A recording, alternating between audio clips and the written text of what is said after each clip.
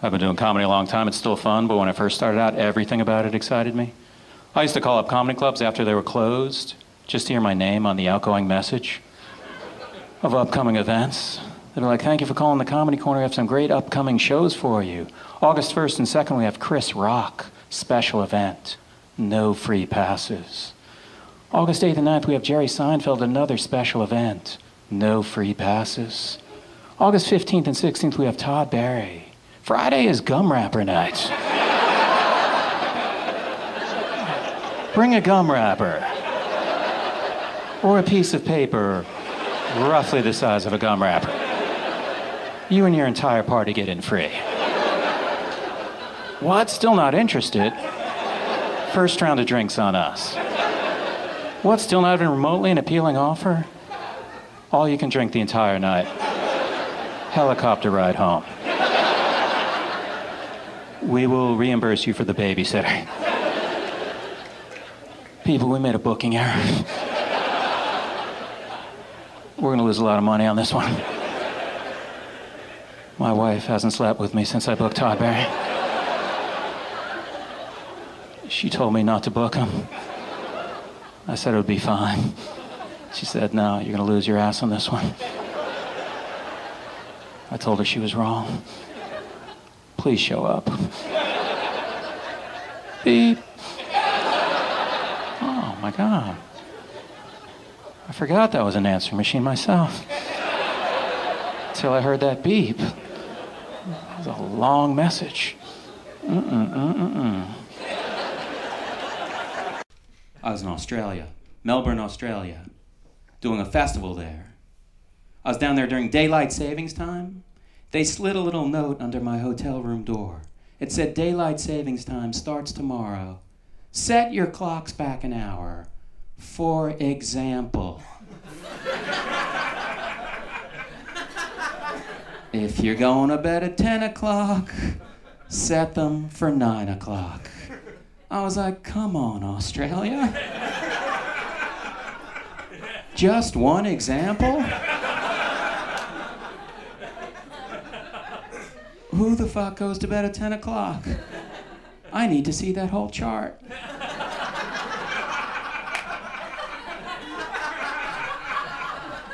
Help me crack the code. Melbourne. I got reviews, which people don't review comedy in the States generally. I'm gonna read you 2 quick excerpts. This is from a real review in a magazine called Impress. In a festival where slick multimedia presentations are the norm, the simplicity of this show is the intellectual humor equivalent of taking a yoga class.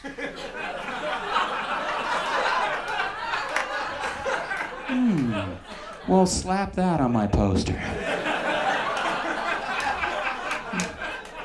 That should pack them in, huh? Honey, let's go see this. It's like a fucking miserable, sweaty yoga class. It's like a bad time.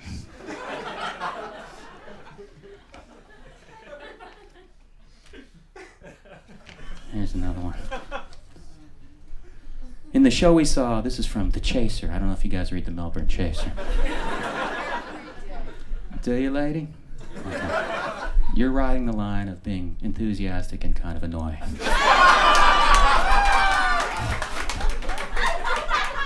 If we weren't recording, I would just fucking give you lots of attention. This is from the Melbourne Chaser. In the show we saw, Barry had a tendency to get down on himself for not whipping the audience into a frenzy.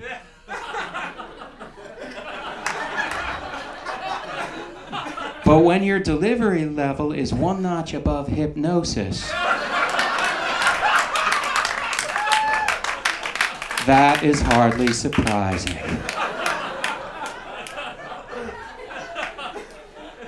Now that sounds like a shitty review. But then he goes on, he goes, what isn't surprising, however, is that he's a very skilled performer. As for his placid style, the audience weren't leaving the theater ready to riot in the streets, but they were happy, and isn't that kinda the point?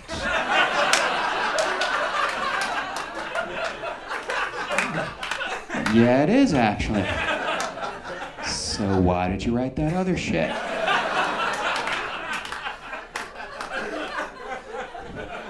And when have you ever seen a show that you like, left and started rioting in the street? Honey, that was a great opera we just saw. Want to grab a glass of wine? Nah, why don't we set a dumpster on fire? Or at the very least, turn over a car. You're right, what else would we do? We just saw an excellent show. Hand me the lighter. I talked to the promoter when I booked this show, and I said, I can bring down some posters if you like. He goes, yeah, bring them. I'll give them to the street team. I go, how many should I bring? He goes, I don't know, 5? 5 posters for the street team. Well, promoter, I want you to pass on some good news to your street team. They're getting a day off.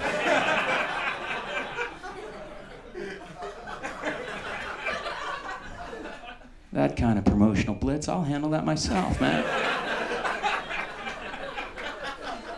What kind of fucking street team do you have, man? Is there 11-year-olds or something? It's a child labor law thing. They're really only allowed 1 poster. And then they have to be tutored. I was in Los Angeles. I went to a bar. There was a woman there singing. And after one of her songs, she's like, I keep getting parking tickets. And after I get a parking ticket, I go, God, I hope they just give this money to the homeless. Yeah, I guess they could. Or you could learn how to read a no parking sign. Pretend you got the ticket anyway. And write a check for that amount directly to the homeless.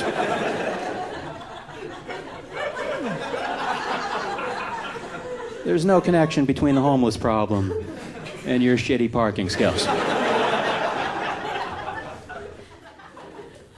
I've been touring all over. I went to England. I did. They have these great things in England. They have these washer-dryer combos. 1 unit, clothes washer and dryer. It's great.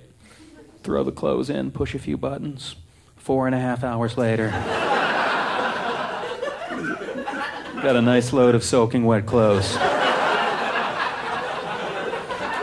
that probably aren't even clean. I was all excited to work in London. I was like, I'm going to play for some British people. After every show, someone come right up to me. We sure did enjoy you. We're visiting from South Carolina. Right. I tour the South, though. I do. I love touring the South. Some people up north are afraid of the South. It's weird. I'll do a show in like Alabama. I'll tell someone I did a show in Alabama. They'll be like, oh my God, what was that like? Chairs, microphone. Oh, I'm sorry. I know what you're looking for. I'll tell you what it was like. Well, I flew into Birmingham. The Imperial Wizard from the Klan picked me up at the airport.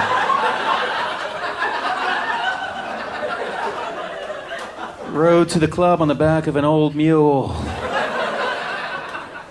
Tried to get a joke out over the shouts of Jew boy, go home. At the end of the night, I said, where's my check? They go, you're not getting a check. You're getting this bag of pork rinds. Is that the answer you were looking for? You narrow-minded, fake liberal fuck.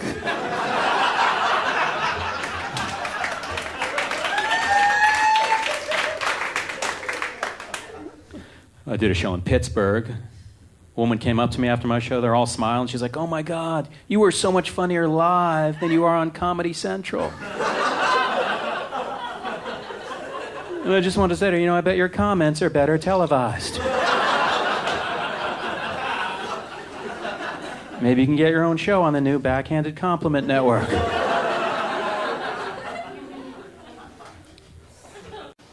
I do talk to people at the bar after my shows. It's usually a good thing, but sometimes it isn't. There's this one argument I've had with like 20 different drunk guys throughout the years because they confuse me with another comedian they've seen. And it's always someone's a little bit shaky, you know.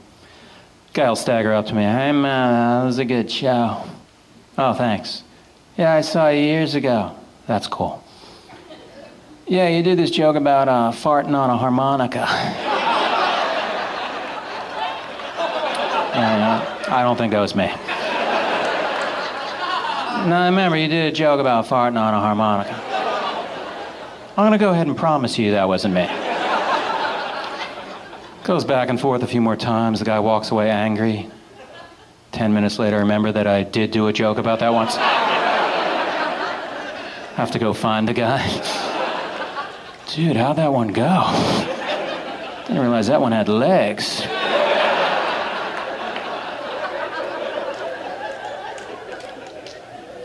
Before I go, you guys have been nice. I've been doing a lot of reflecting lately on the happiest moments of my life. I thought of one of the big ones. You ever make plans with someone you do not want to hang out with, and then they cancel? Ooh, wow. That's about as joyous as life gets. Walking around all day kicking yourself because you made plans with some jerk off. Then they call up, oh, buddy, sorry, I'm going to have to bail on you. Hope you can find something else to do. Well, I'm going to have a lot of options left by the time I'm done dancing in the streets. And I'll probably be pretty wiped out after doing 1,000 consecutive cartwheels. Thanks, everyone. See you later.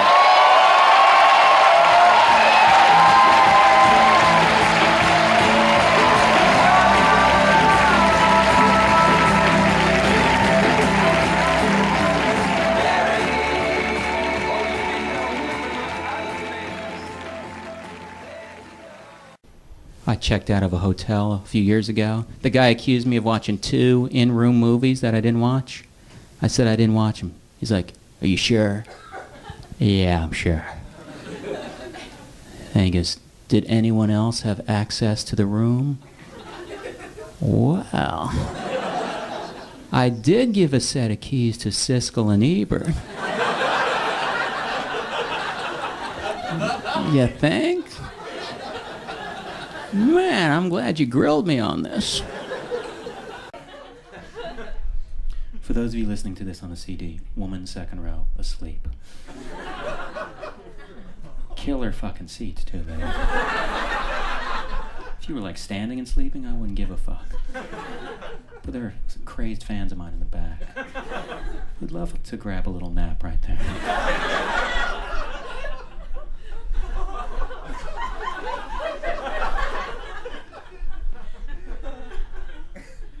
Not fucking cool, lady.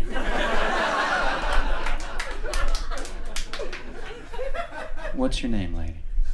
I know you're gonna have to wake up to answer. It's an easy question. It is an easy question, thank you. My all-night helper was on that as well.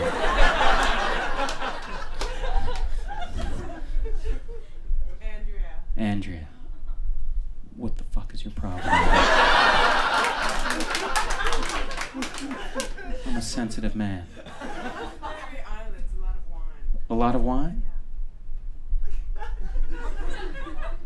Okay. What's that? It's your sexy hypnotic voice. Slow down, sir. Everyone has their own agenda here tonight, huh?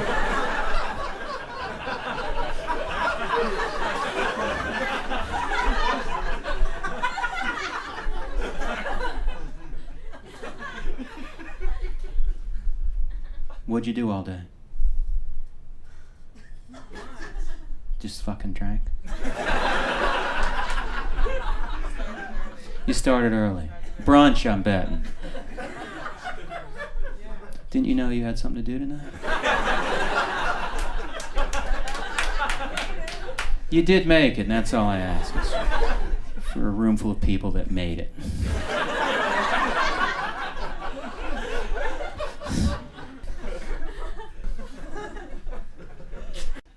I just spent a month in Scotland doing shows. After one of my shows there, a woman comes up and she goes, Todd, can I talk to you? I go, yeah. She goes, can I ask you a question? I go, what's that? She goes, Todd, are you gay? I was like, what was that? She goes, Todd, are you gay? Oh, am I gay? No, I'm not gay. Why do you ask if I'm gay? Well, I was watching on stage and I'm thinking, ooh, this guy's gay.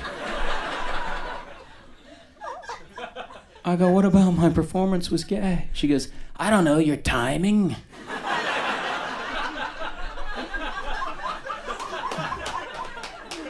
Really? I have gay timing? And I started thinking about it, and I'm like, I do speak slowly. And I guess in the space between my jokes, I could meet a man.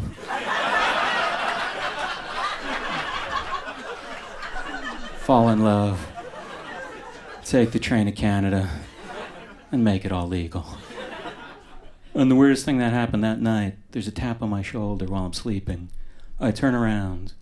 It's my timing. My time's like, Todd, buddy, I gotta talk to you about something. I've been meaning to get this off my chest. Todd, I'm gay. Like all these years? Almost 17 years of comedy, and you've been carrying this around? Oh. I was in a bookstore. I saw a magazine on the newsstand called Autograph Collector. It's a real magazine. There was an article in this magazine, and I am not making this up. The headline was, John Ritter's death reminds us, get your autographs now.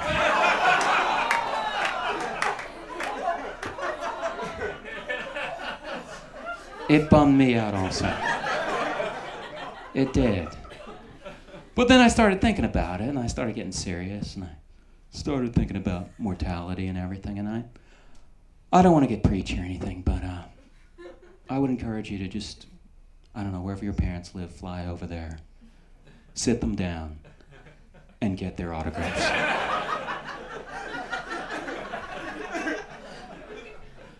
I was talking to a young man recently. He goes, Todd, I tried to get my dad's autograph. He was kind of an asshole about it. I was like, when did you ask him? While he was eating? Yeah. I totally get that. It's the only time I'm not friendly to autograph seekers, is when I'm eating. Holy shit, we have an unauthorized photograph being taken. Lady, all I'm asking you, I'm not going to confiscate your camera. When you put that on your blog tomorrow. And by tomorrow, I mean before midnight tonight. I mean, within an hour, if you didn't fucking just email it from your phone.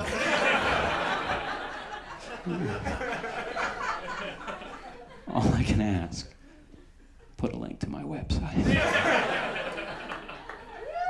Wow, what a blogger-friendly photography policy I have. I'm like the Grateful Dead, people. I'm like the fucking Grateful Dead. I have a blogger section for the bloggers. Sometimes someone will come up to me before a show, they'll be like, hey, it's my friend's birthday, can you totally rag on him? I always thought that's a kind of a ballsy request.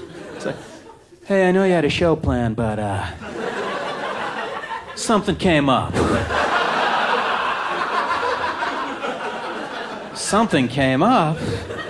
Something important, I hope. Like a total stranger's birthday? How'd you guess? I don't know, the annoying way that you approach me. And the fact that it happens 200 times a year. But I will go backstage and I will start writing. Is a half-hour material enough on your friend's birthday? Because that's why I got on a flight to Arizona. Because I was totally jazzed at the possibility that someone I don't give a fuck about might be celebrating something that absolutely everyone celebrates.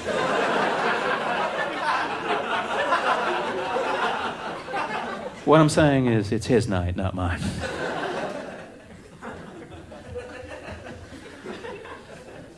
I I did a show at a comedy club recently. This couple walked out after 5 minutes. Not only did they walk out, the guy calls the club manager while I'm on stage. He's like, "Oh, the guy was awful, man. I wanted to challenge him comedically. But my wife held me back." Kind of made me wish they stayed, just to witness that once. Guy stands up, "I challenge you comedically." The wife grabs him, "No, honey, not again. Remember when we went to that play? And you wanted to challenge that actor theatrically? You got your ass handed to you. You install drywall for a living, honey. Stay out of show business. Remember when we went to that place where there were all those different cultures? You wanted to challenge them anthropologically?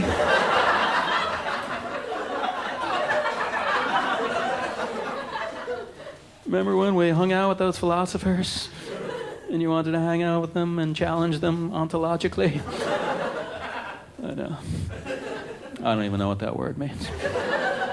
I just looked up philosophy terms on Google. Popped right up. No, I did know what it means because I'm a bright guy.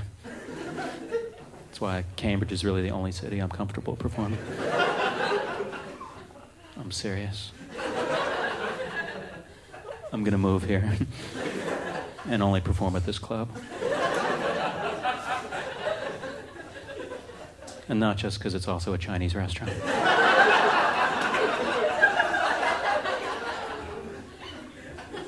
Which is now revealed to the people listening at home.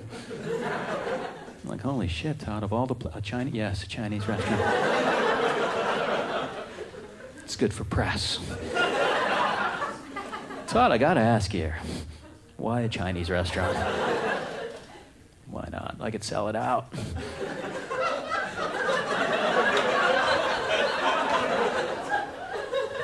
If I can sell at a Chinese restaurant, let's record in a Chinese restaurant. It's all about selling the place out there. I can sell out virtually any Chinese restaurant.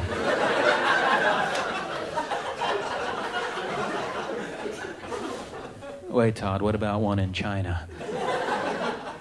All right, you got me on that one. The chances of me actually selling out a Chinese restaurant in China are astronomical. Don't bet on me selling that place out. Seriously. How's the food here? It's good. I noticed they took yours away and returned it.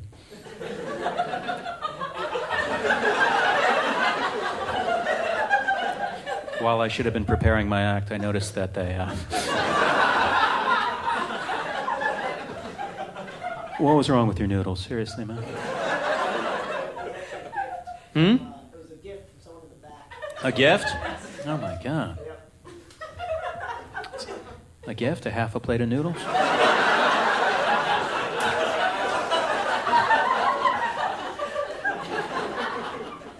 Well, happy birthday to you.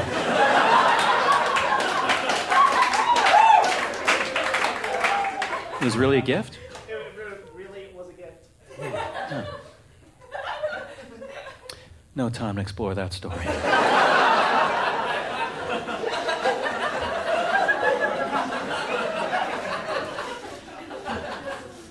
Must be a good friend. Not so good that they'd want to sit anywhere near you, but...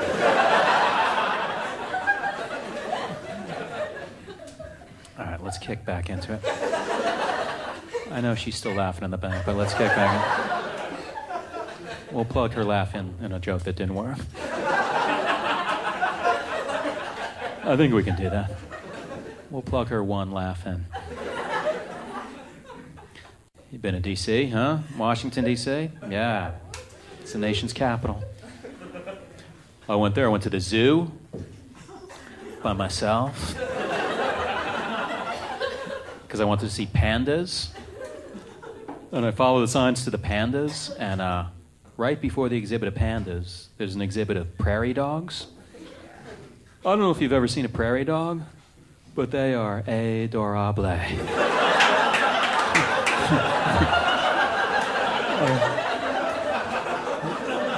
They are staggeringly cute. They're unbelievably cute. We're just jaw-dropping. And I saw the prairie dogs, then I saw the pandas. I was like, oh, that's cool, but I kind of want to see more prairie dogs. And at that point, I realized what it must be like to be in the audience of a show where I am the opening act.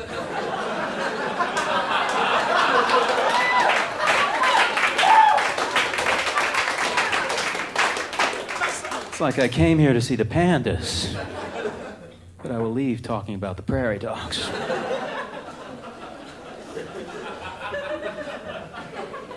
You guys sort of got that one, huh?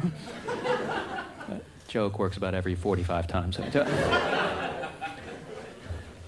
I love staying in hotels. I always look up the hotel on the internet before I go there to read these traveler reviews that people write. I stayed at a hotel in Seattle. I looked it up on the internet. This woman wrote this review. She's like, I didn't like this hotel because the soap there smelled too sweet.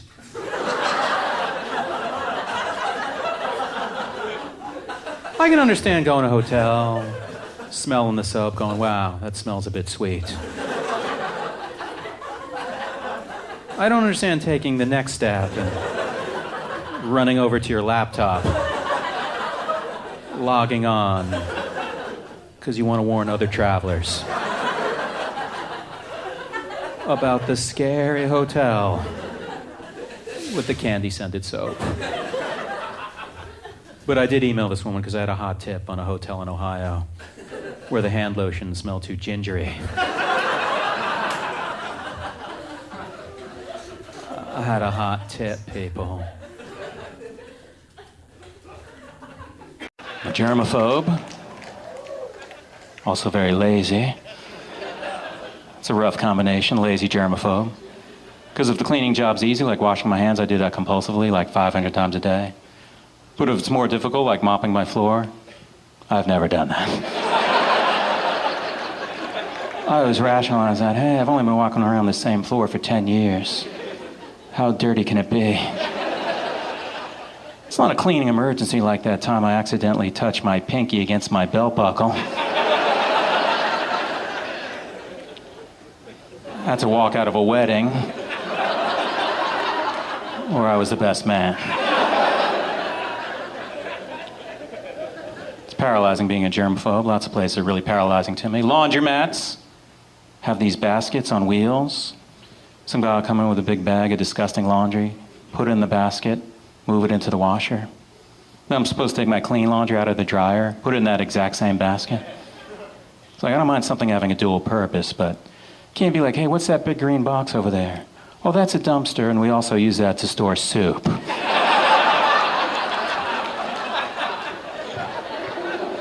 Well, I think that might be an either-or situation.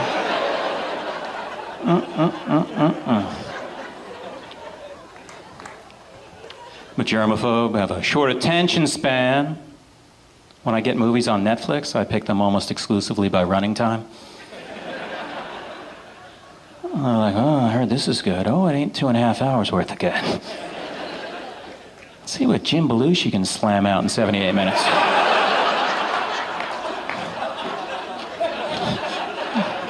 Dude keeps it tight. His movies have a wonderful economy of words.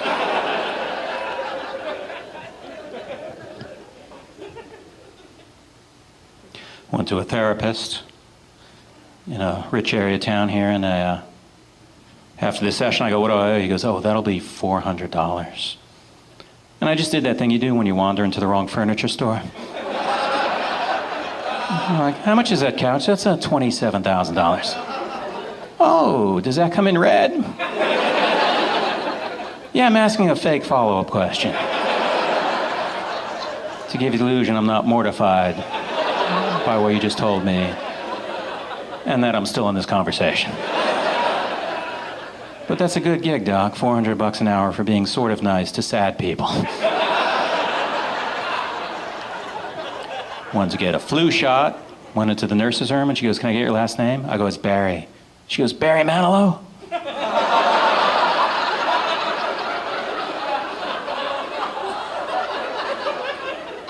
And I gave her a little fake laugh, you know, because she hasn't torn up the open mic circuit like I have.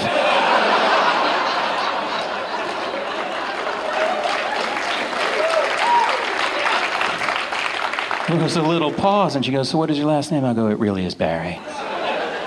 Believe it or not, I wasn't setting you up. For the worst joke I've ever heard in my life. Even if I had a contest where I only compared that joke to jokes that other nurses have told me, you'd come in last.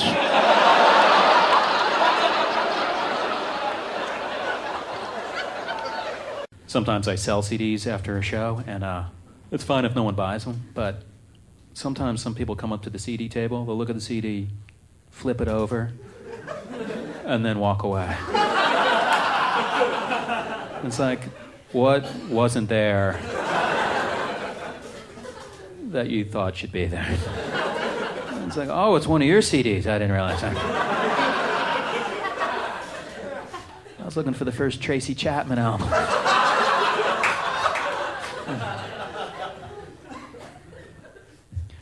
I met a woman who works at a bar. I asked her if any celebrities came into the bar. She's like, oh yeah, Bruce Springsteen came in once. I was like, oh, who was he with? She goes, oh, he was by himself. He was waiting for some people. They didn't show up.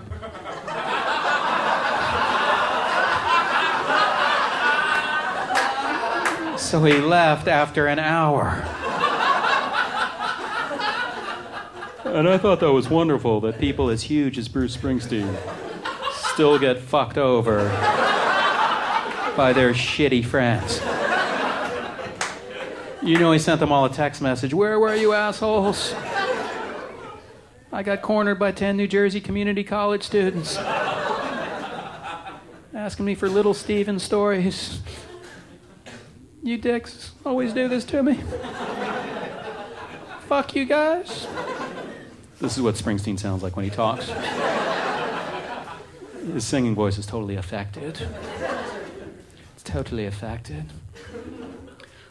I was talking to a friend of mine. She said she met Michael Moore at a party, and he was really nice.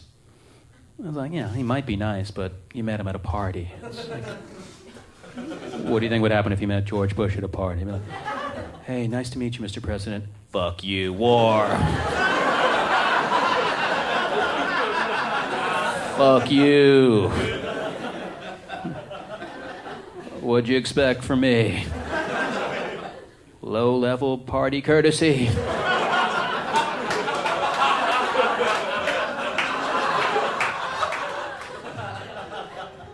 There's a website in New York called Gawker where they list celebrity sightings in New York. And they'll list everyone that people report. It'll be like 23rd Street and 7th Avenue. Ethan Hawke buying a banana. 23rd Street, 8th Avenue. Ethan Hawke with a half-eaten banana.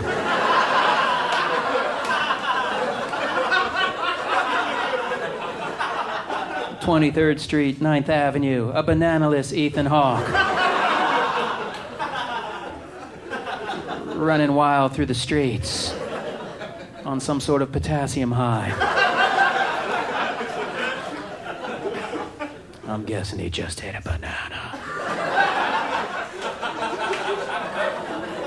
Which explains why he was bananaless.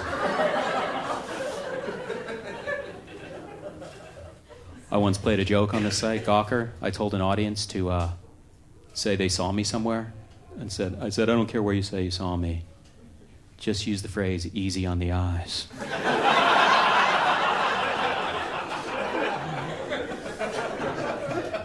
So the next day I get an email from Gawker. I'm like, are you rallying your troops or something? What, you got 50 emails saying I was easy on the eyes?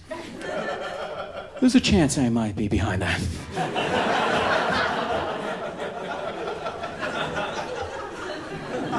There's a slim chance that I had something to do with that.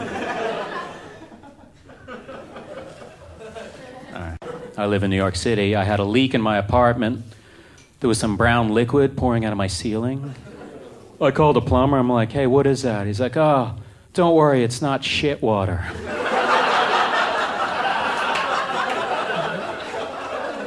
Oh, thank you for putting that into layman's terms.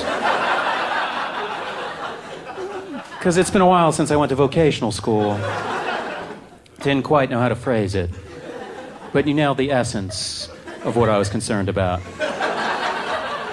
That it might be shit water. But it's not, it's just a mysterious brown liquid pouring from a light bulb from my upstairs neighbor's bathroom. If it happens again, I still might get electrocuted, but I will not get all Jeremy. Because as we have established, it's not a shit-infused water. I was looking for a new apartment. I went to a realtor. He's telling me about a place he's going to show me. He's like, oh, this place I'm going to show you is great. It's right across the street from Sarah Jessica Parker's townhouse. Oh, that is very convenient.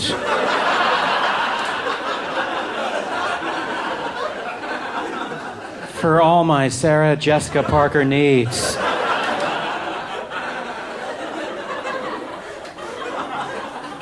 Finally, she and I can work out our differences without having to spring for taxi fare. Woman I know was looking for a place to live, a roommate situation. She went online and found a listing. It said, female roommate wanted, must not be homophobic. So she's like, all right, that's fine. She goes there, meets a guy. It's a one-room apartment, 2 beds right next to each other. She talks to him, finds out he's a male prostitute. I just love that was his screening question. Are you homophobic? No, that's good. Because I do have sex with men for money all day long. 2 inches from where you sleep.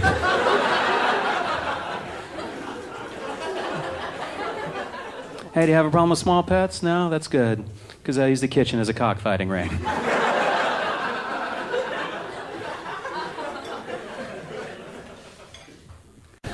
I just bought my parents a house, yeah. Yeah. That's what all entertainers do. Once they become rich, they buy their parents a house. Well, I am not rich. So I bought my parents a house that's worse than the one they already lived in. They called me up all confused. Todd, yes? Why do we have to move? Because I bought you a house? Todd, with all due respect, you bought us a shitty house. It is not shitty. I'll tell you what is shitty. Making those $10 a month mortgage payments. Now go inside and say hello to your new crackhead roommates. I bought my parents a crack house. I just over-explained that one.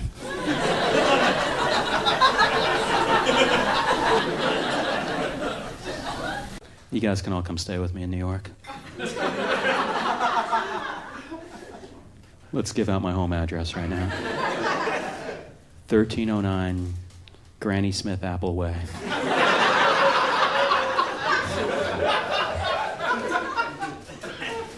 Penthouse, New York, New York. 55531. I actually have a pretty nice apartment, 23 bedrooms. Every bedroom has a baby grand piano in it.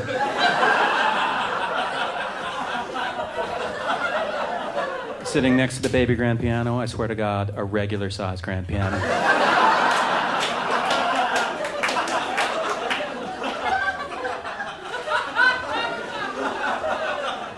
Architectural Dodge just did a story about my apartment.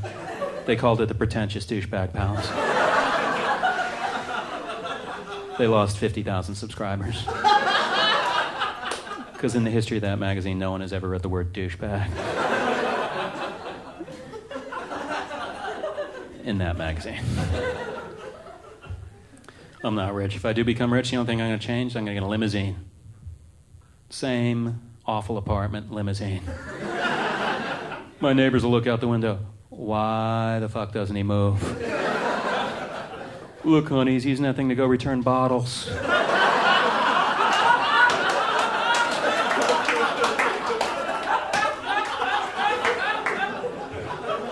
Ooh, he got a crazy good spot in front of the check cashing store, though.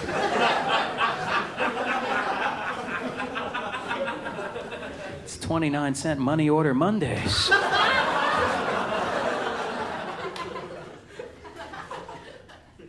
You guys have the Container Store here, huh?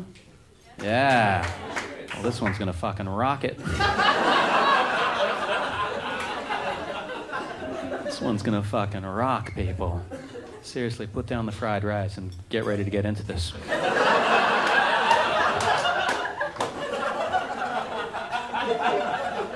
No, you can eat it. Container Store is amazing. The most amazing thing about the Container Store? It's really a container store. I saw that sign, I said, no way. I walked in there 4 hours later, I was like, you know what? I think it might be. They sell a wreath container there. A wreath container. If I had enough disposable income to justify buying a wreath container, I'd probably be the kind of hotshot who just bought a new wreath every year.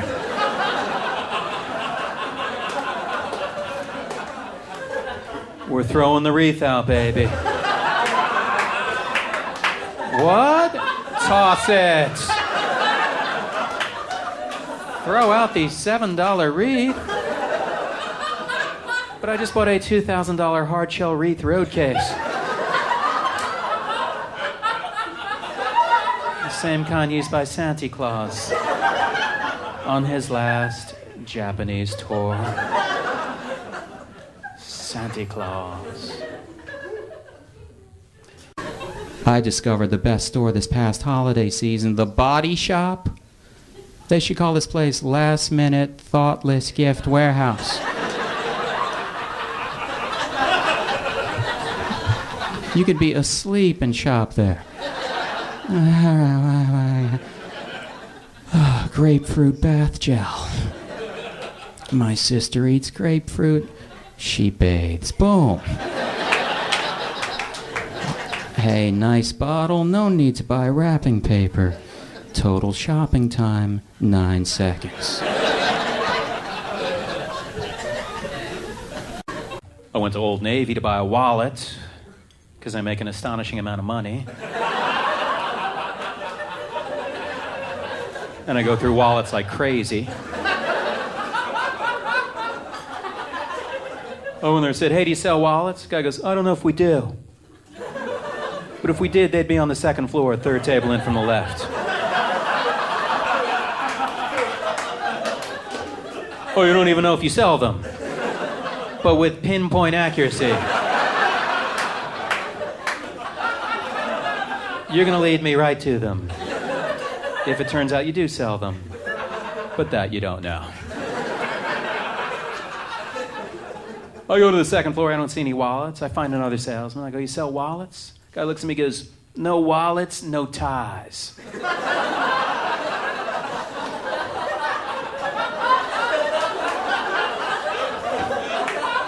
As if I've heard the wallet question. We all know what's coming up around the bend. I can understand no wallets at Old Navy, but no ties? What am I supposed to wear with my mock rib turtleneck? And purple camouflage cargo pants?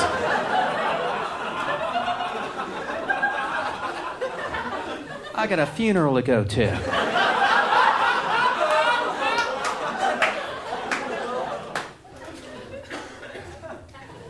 Oh, man. I was in California. I walked by a short men's clothing shop. I'd never seen this before. I said, hey, I'm kind of short. Went in there, looked at some of the sizes. Guess what, people? Todd Barry, too damn tall.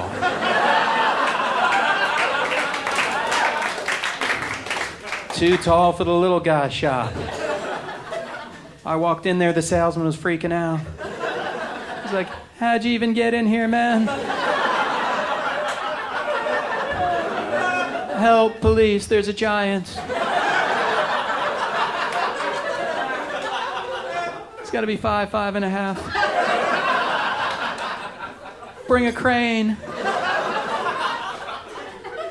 Put him in a special jail cell with extra high ceilings. Because he's a motherfucking giant. He's a motherfucking giant. I even go to bookstores, people. I like the Barnes & Noble, the Borders. They have the lowest pressure sales staff on earth. You can go in there, pull 10 books off the shelf, go, hey, where do I pay for these? Pay for them, read them here. What do you think the 800 couches are for? What are you studying for a test? Here's a highlighter. Mark it up all you want. I don't give a shit. Hey, I notice you have a cookbook there. You see anything like? Well, I saw this great chili recipe. Rip it out. You're not going to buy that huge, overpriced cookbook for one recipe, are you? That is ridiculous. I will not let you do that. If I see you walking towards that cashier with that book, I will tackle you. I'll rip the recipe out myself. I'll drag you home. I'll fucking cook it for you. So start a ripping. My favorite shelf at the big bookstore, the staff recommendation shelf. Oh, golly, I need help finding a book. What's this here? How about 7 Habits of Highly Effective People as recommended by Jimmy the stock clerk?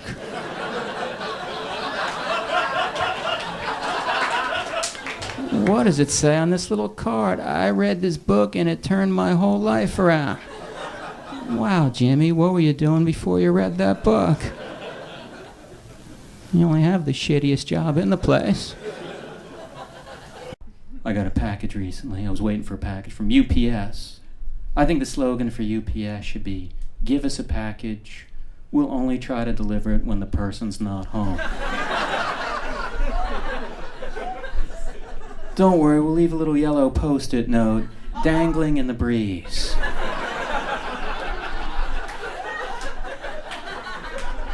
It says, we're going to try again tomorrow. How about the exact same time? So quit your job, or else we'll keep doing this for about 1.5 years. Then you'll have to come get the package at our warehouse, which is in Juneau, Alaska. Juneau, Alaska. The UPS warehouse in New York City opens at noon. Fucking noon. It's like, I'm glad you run a shipping and receiving center, but you have the hours of an East Village trance record shop.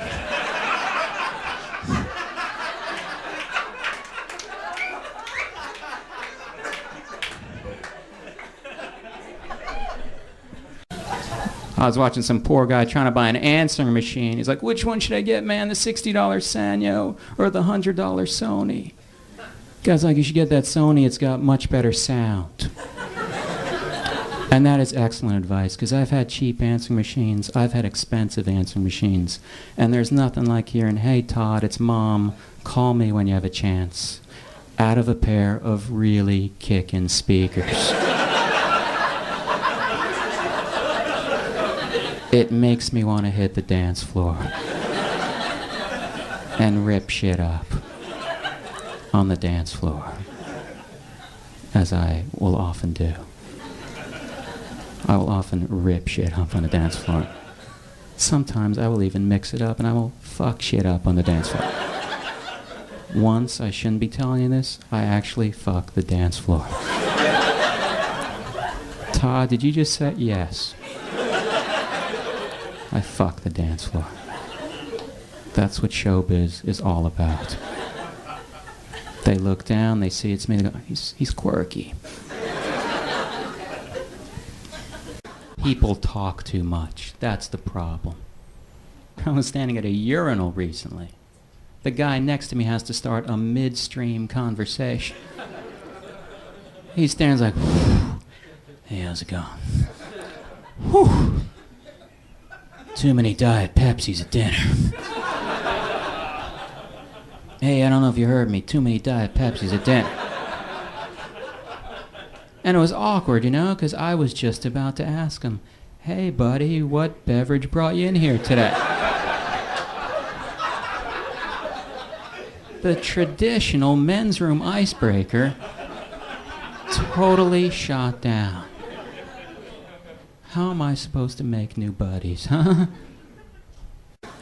I went to a movie theater downtown. I overheard this conversation that was going on between two concession stand workers. It was a Coke versus Pepsi conversation. I had a few minutes to kill before the movie, so I said, this might be worth a little listen. This woman actually said, and I quote, I like Coke. I hate Pepsi with a passion. And it made me very sad for her, because her body is telling her that she hates something that tastes exactly like something she loves.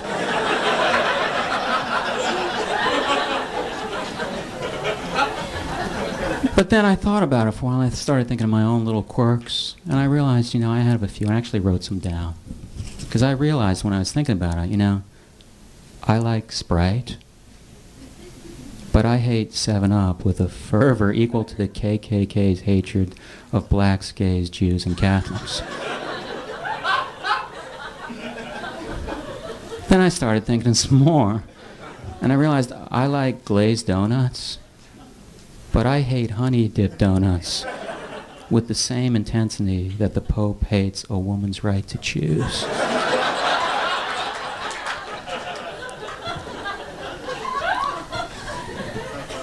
And I really enjoy post-raisin bran, but I'd rather change into a dress, put on a blonde wig, and be thrown into the middle of the showers at Rikers Island than eat Kellogg's Raisin Bran.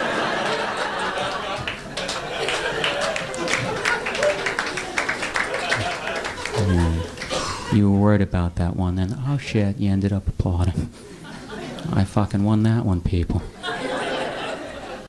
So I eat out a lot. I eat out alone. That's how all the freaks eat. They eat alone, man. I was at this restaurant downtown New York. I'm alone. This other guy's sitting at another table alone. This is the way he ordered his food. He goes, yeah, can I get the veggie burger dinner? And I always get my check with the meal. Not you can bring my check with the meal if you like. I always get my check with the meal. I guess the waitress was supposed to say, oh my God, I've heard about you. You're the guy who gets his check with the meal. You know, it's been a crazy day. We had 2 napkin Tommy in earlier.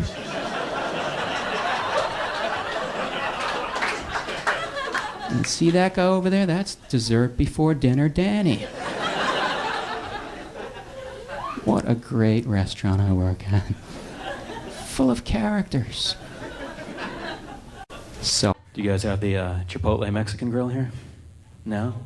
You have that place next door, right? What's a similar thing? What's the place called? This will all be cut out. What's it called? Okay, Godoba, all right. I'm going to do a joke about something very similar.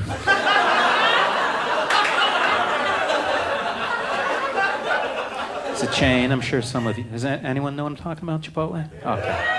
All right, then why the fuck did you put me through all that? Oh, I overreacted. I apologize. So I like the Chipotle Mexican grill. Place is delicious. Every time I bring up the Chipotle Mexican grill in conversation, someone goes, oh, Chipotle's delicious. Can you believe they were started by McDonald's? McDonald's is delicious.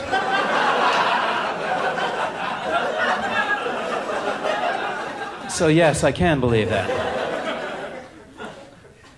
It's not like Ben and Jerry's open up a lingerie shop.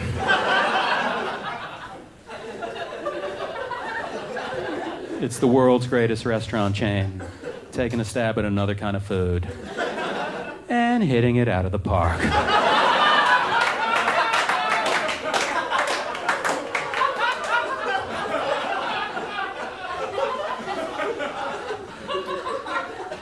People said, Todd, you can't pull off a Chipotle joke in a town where they don't have Chipotle. Really? Watch me.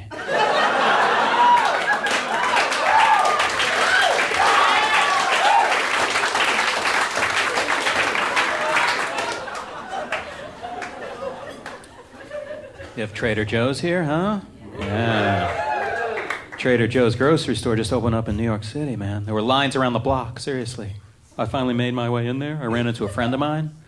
And he's like, oh, this place is great. They have the best pizza.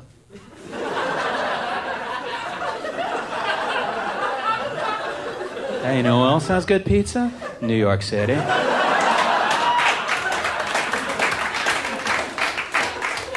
Maybe someday they'll open up in New York City in New York City. Hey,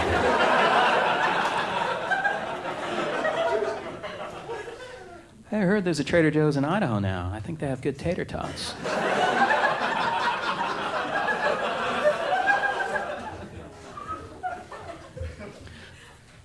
I have simple tastes in foods, I do. Restaurants always try to fluff up their menus, you know? I was at this restaurant, the guy said, yeah, your food comes with house-cut fries. Whoa. Hold the phone. House-cut fries? Are you telling me you guys are doing all your fry cutting in-house? That is unheard of. Most restaurants ship that out to some Indonesian sweatshop where young boys chop up the fries for 50 cents a day. But you have house-cut fries. Let me guess what's making my drink all cold. House frozen ice? Man, did I come to the right place? You guys like living in New York City? It's fucking great, huh? New York, yeah. Exact city I just named. There's a lot of psychic energy in this crowd tonight. If you go out to eat here in New York City or any big city, you get a little leftover food. This is what you do with it. Give it to a homeless person. Then you feel like a hero for the whole night. The guy comes up to you, he's like, hey, can you spare some change for some food? You're like, change for some food. Tonight is your lucky night, pal. Honey, hand me the bag. Sir, look what I got for you. 2 icy cold leftover onion rings. They're delicious, man. I just ate 1,000 of them. So then you give the guy the food, you walk away, but you have to turn around because you want to watch him eating it. Only to find out he's dumped it on the ground. He's wearing the container as a hat.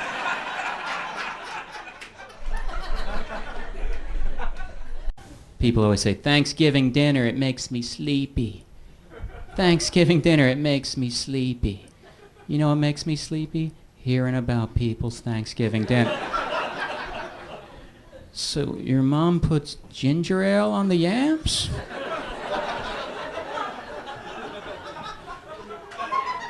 Fucking, you wouldn't happen to have a green bean story in you, would you? Would you? Because I am all ears. You guys reading the Harry Potter book, huh? Yeah. I saw a guy reading that on the subway. It was like on page 850. It was like 3 days after the book came out. It was like, in 3 days, this guy's read more than I've read in my life. And I have an English degree.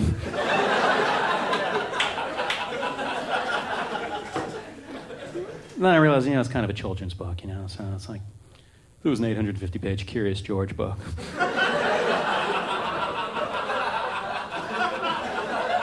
I could probably burn through that in a couple of months.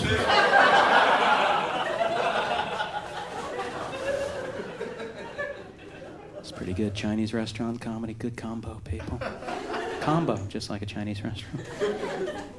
I was in a Chinese restaurant in New York. I eat out alone a lot, and there's an advantage to eating out alone. Unlimited eavesdropping. Don't have to worry about pissing anyone off. Just eavesdrop to your heart's content. This is an actual conversation I heard in a Chinese restaurant. There was like an 85-year-old Chinese guy talking to like a 40-year-old white woman, and she was teaching him how to say the words eggnog. This is the way the conversation went. Eggnog. Egganog. No. Eggnog. Egganog. This went back and forth like 4 more times. And I wanted to stand up and go, you know what? I think he got it. I think for any eggnog situation he finds himself in,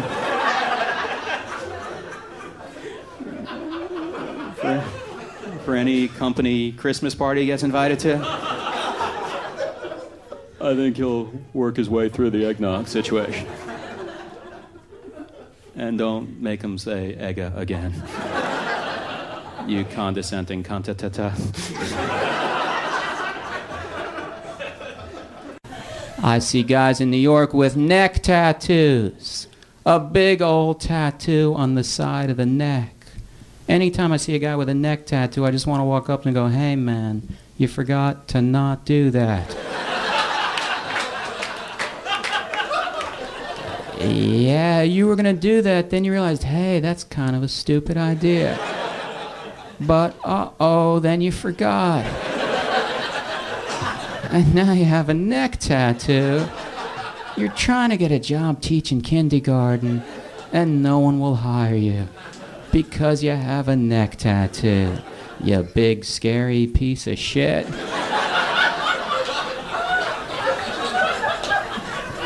That's the way I talk to big guys with neck tattoos. I call them big, scary pieces of shit. They get very intimidated. They try to scamper away. I stick my foot out. I trip them. They fall on their big, stupid faces. You know what I do next? You're not going to believe this. I pee on them. And now their problems are even worse. 'Cause it's bad enough having a neck tattoo. Imagine having a pissed-on neck tattoo. But here's the twist. Then they roll over and they go, holy shit, it's Todd Barry peeing on me. This is the best Valentine's Day ever. I can't wait to go home to my honey pie and hand her this wet candy. You can't be with me up to that point. And then get all fucking, ooh, fucking get all Lilith fair on me.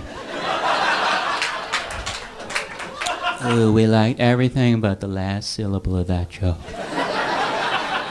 Pee, I was with you while you were peeing on the guy. I remember the jerking off the bang machine, but ooh, the pee was wet. I don't want that woman eating that pissed-on candy. In that totally made-up scenario you just gave us? That clearly hypothetical, didn't happen, will never happen scenario?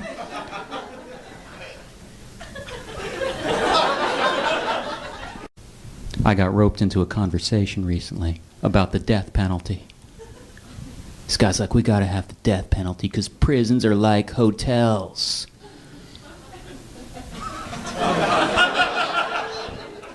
How are they like hotels? They're like hotels because they got the color TVs, man. Oh, like in hotels. Can't argue with that. They have to have color TVs in prison, people. Do you know how hard it is to find a black and white set these days? I don't want my tax dollars being spent to send prison officials roaming from yard sale to yard sale, looking for an old Magnavox to torture these guys with. And I've never been to prison, but I've stayed at a lot of hotels. And from what I understand, a big difference in prison, they give you a much more severe wake-up call. That was an anal rape joke.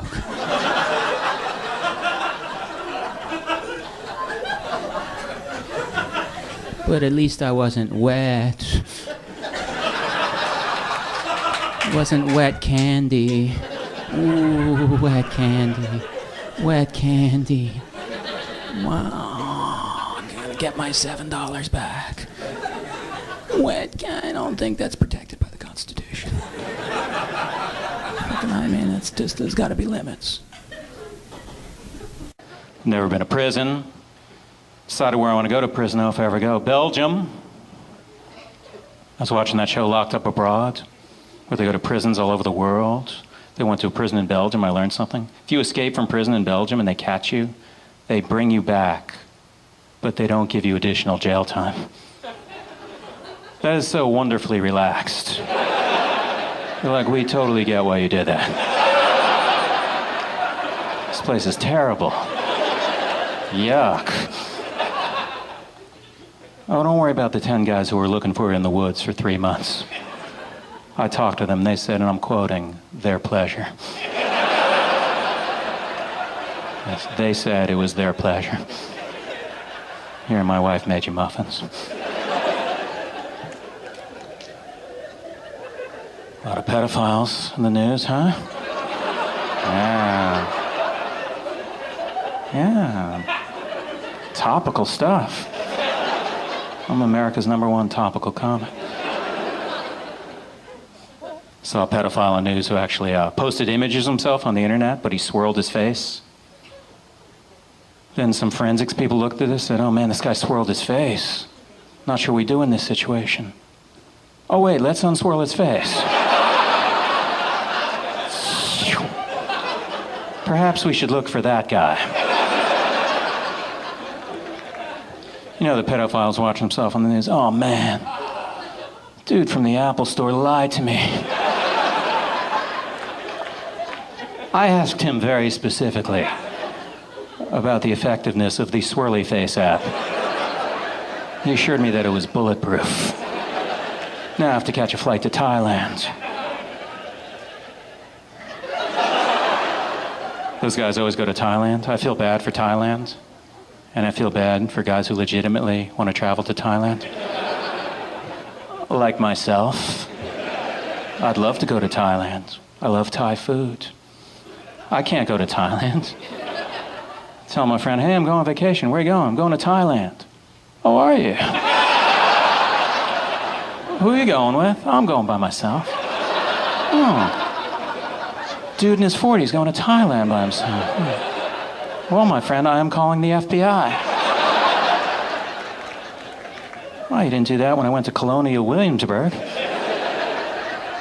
I don't recall any FBI involvement whatsoever. Just let me go. Did jury duty recently, and we were deliberating, and it was 11-1 guilty. One asshole was holding out for not guilty. And if this guy didn't change his vote, we were all going to be sequestered at a hotel by the airport until we were unanimous. And I have to say, for a while, it was fun being that asshole.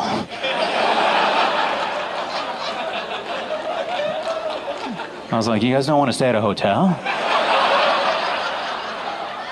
How good is your apartment that you don't want to stay at a hotel? You realize this is a free hotel. Not all gigs come with a hotel. This is $40 a day plus hotel. This is huge. It's not going to get better than this. Maybe it'll be a Marriott. I'm in the rewards program. I get crazy points. Not into it? All right, he's guilty. Let's go.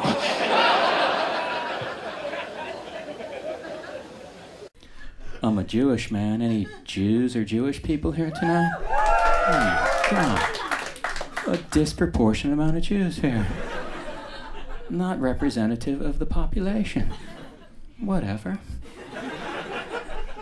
I'm a Jewish guy. I saw another Jewish guy on the street wearing a pink yarmulke. I walked closer. Not only was it a pink yarmulke, it was made to look like a slice of watermelon. I think if God is so easygoing, he tolerates your summer fun, pink watermelon yarmulke. He'd probably be cool with no yarmulke.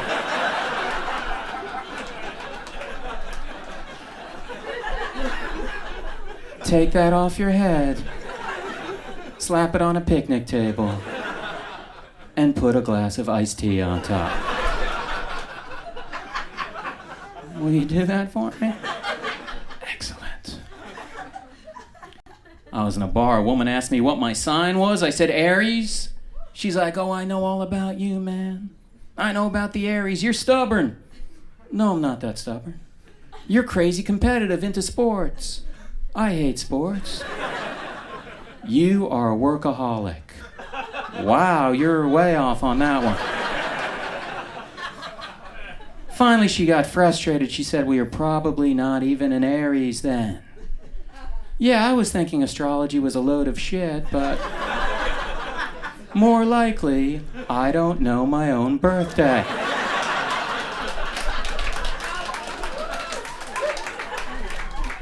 You are the dumbest woman alive. You are. Well, you want me to think about it? All right. Yeah, you are. One more chance. Yeah, you are. I just got one of these coffee makers that has a little timer on it. So you have hot, fresh coffee as soon as you wake up.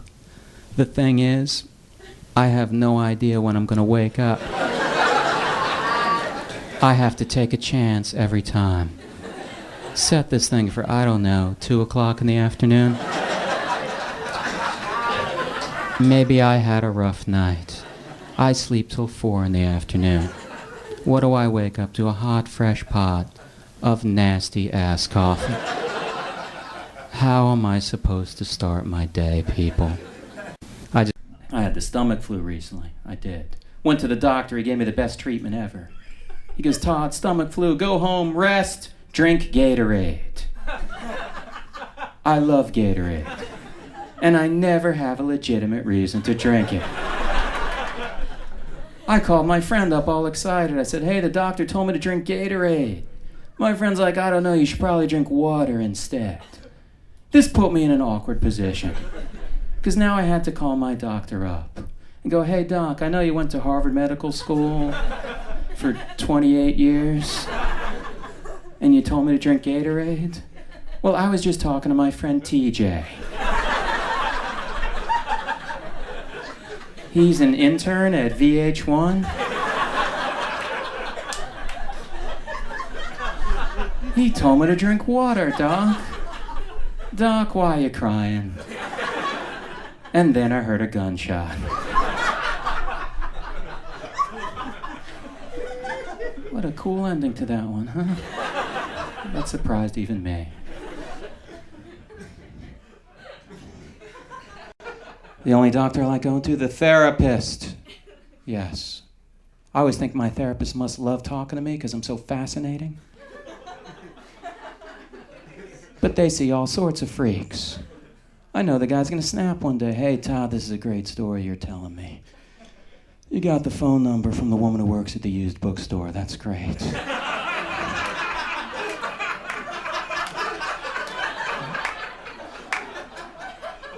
Todd, the guy coming at 3 o'clock fucks armadillos.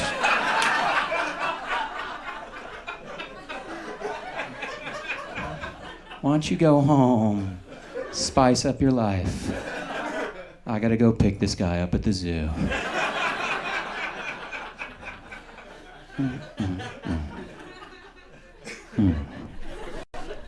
Doctors are getting lazy though, man. I went to the dermatologist to get a little mole checked out. The guy looks at the mole and is like, oh, Todd, this doesn't look too good. I'm going to do a biopsy on this. Call me next week for the results. Oh, you're doing a cancer test and I have to call you. Hey, Doc, you don't be a stranger either, buddy. What if that test comes up positive? The guy's going to be like, oh, man, I hope this dude calls.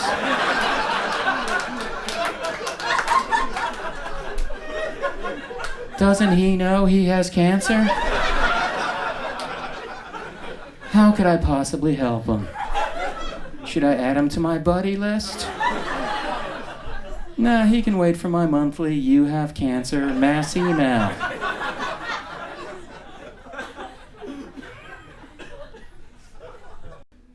I was in England. That place tested my hygiene issues. You can go to a nice restaurant in England. You go to the bathroom. There's a little cloth towel hanging on a towel ring. It's like, oh, did I accidentally wander into the chef's apartment?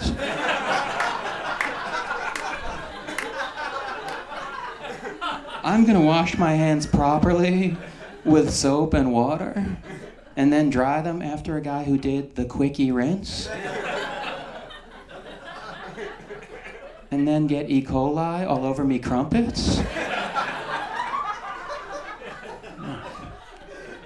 What a fucking perfect accent that was, man. I'm one of those guys who does accents, man. Seriously. Like a lot of Hugh Grant movies, if he gets like laryngitis, I dub in his voice. Because I do accents. You know what I mean? So I saw this HBO documentary about crystal meth, about crank. They had a guy in there from the FBI. He gets up there, he goes, "If you can make sugar cookies, you can make crank." Well, guess who was doing a little baking while he was watching this? Oh, thanks a lot, HBO, for my new $50,000 a day crystal meth habit. And the trailer I have to buy in North Dakota. I saw a woman on the street wearing a t-shirt that said, "Nurses kick butt." I don't want a nurse who kicks butt. I don't like the idea of fired up healthcare workers. I'm gonna be lying in the operating room, the door gets kicked open. There's a guy standing there in sequin scrubs. "Hi, I'm Stanley Feinberg, I'm your neurologist. And tonight I'm gonna tear this playhouse down." Scalpel, bitch. Bitch, I need that scalpel. I bet you I need that scalpel. I bet you I need it. I saw a guy in the street with his little boy, like a 3-year-old boy. Little boy was wearing a Dead Kennedys t-shirt. I just wanted to walk up to the father and go, "Hey, you know what? Your kid ain't that cool." I could just see the father dressing the kid with the mother. "Honey, why are you putting that little blue sweater on him? If he wears that, how's anyone going to know how great my CD collection is?"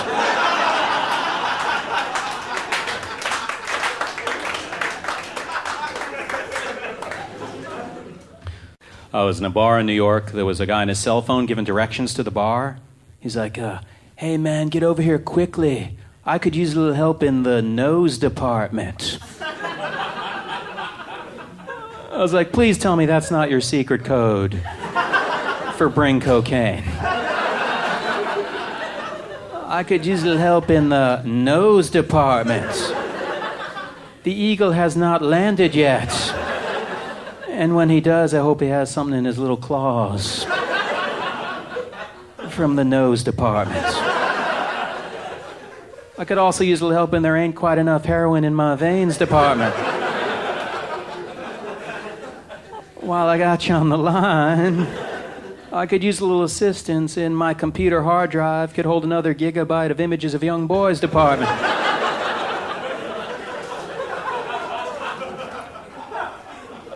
I can do that joke with almost any crime, seriously. Mail fraud, you got it. I could use a little help in the I want to make my own stamps at home. Using just crayons and construction paper department. See, I can do a mail fraud joke, people. Like no one's business. I was out of town recently. I asked this woman I met if she'd ever been to New York City. She goes, "Oh yeah, I drove through there once." "Oh. Where are you headed where the directions include drive through New York City?"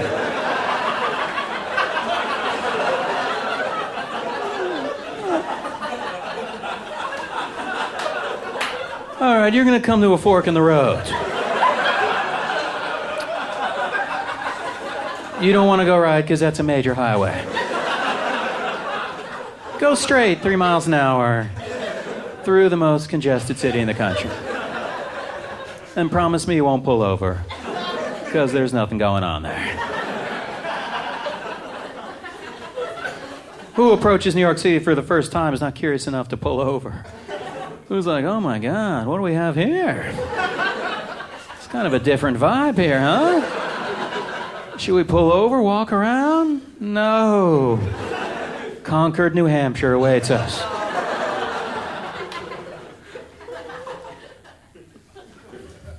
I was in a car with a friend of mine. I'd never been in a car with him before. I look over, he's not wearing his seatbelt.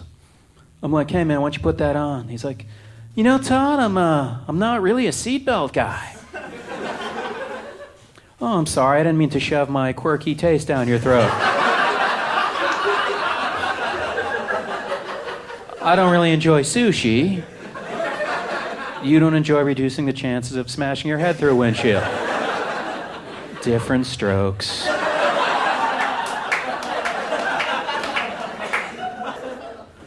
That was a little preachy and heavy-handed, I apologize.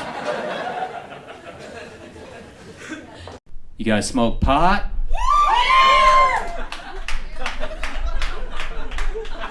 Pot laws have to change in this country. And I thought of the perfect solution. Legalize pot. But still throw potheads in prison. Everyone wins this way. And it'll be fun watching them getting arrested. I don't get it, officer. Pot is legal. Oh, pot is legal. Being a pothead isn't. Doesn't make any sense, officer. If you weren't a pothead, you'd understand. Here's more bad news. Extra 10 years because you're a white guy with dreadlocks.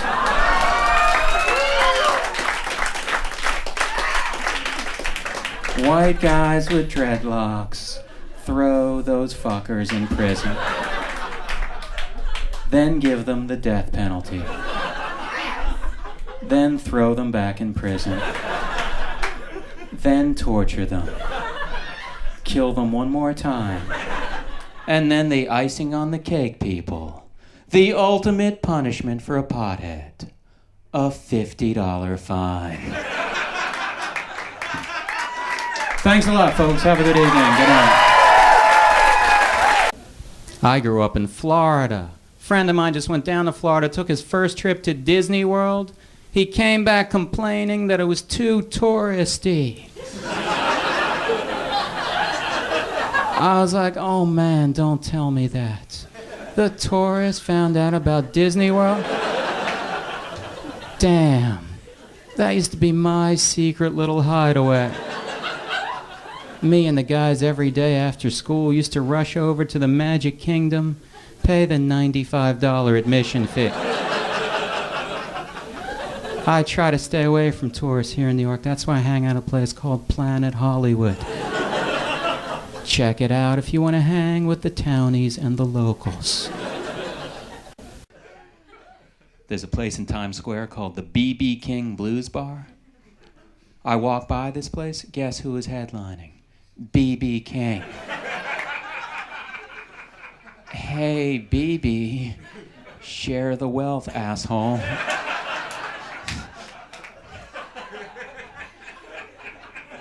You don't go see a concert at the Continental Airlines Arena. You open the door, there's a 747 sitting there.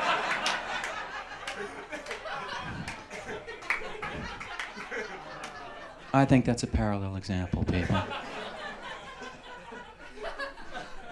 God, I hope BB, when he listens to this, knows that I was just fucking around, man. I don't want to get an email from BB King. Yo, man, not cool. Right when I was just getting over my blues. I gotta fucking have someone harsh me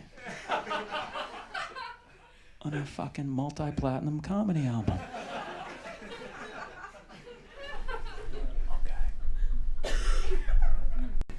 I saw Michael Jackson on television saying everything at his Neverland Ranch is free. It's all free. And that made me rest easier. Because that was my big concern when it came to Michael Jackson. He was charging these kids a cover charge. I think it would be cool if he did charge them.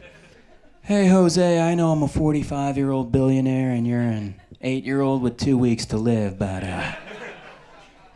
them snow cones don't grow on trees.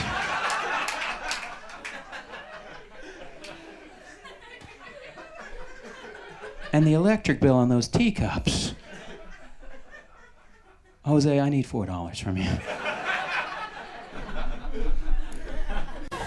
I like that Real World show. I can't believe they still find people to go on that show. I was talking to a guy once, he said he'd go on that show because he could put it on his resume. Can you imagine putting the Real World on your resume? That would backfire right in your face. 10 years down the line, you're at a job interview, and goes, oh, you're on the Real World. Yeah, I used to watch that show. Hey, wait a second. You look a little familiar. You're the guy who ate all of Becky's pretzels. What the fuck was your problem, huh? You're not really a team player, are you? I am sorry, but we need team players here at Walmart. My assistant, Puck, will show you to the door. MTV has that new show, Diary. It's great. The day in the life of a musician. They had Snoop Dogg on. He gets on at the beginning of the show. It's like, hey, this is Snoop Dogg. This is a day in my life. You think you know, but you have no idea. It's like, all right, Snoop's going to have some surprises. The next shot is him on his tour bus playing video games, smoking pot. Whoa, Snoop, you're a man of your word. I expected to find you sitting there with a tattered copy of Romeo and Juliet, NPR in the background. Look at you, you're smoking pot. I thought I knew you, but I in fact had no idea. Snoop. I like that MTV show, Cribs. Rock stars showing off their houses. They had this guy from the band Third Eye Blind. He's walking around his apartment, he picks up a guitar, he goes, oh, this is my favorite guitar. With this guitar, the songs write themselves. Yeah, blame the guitar.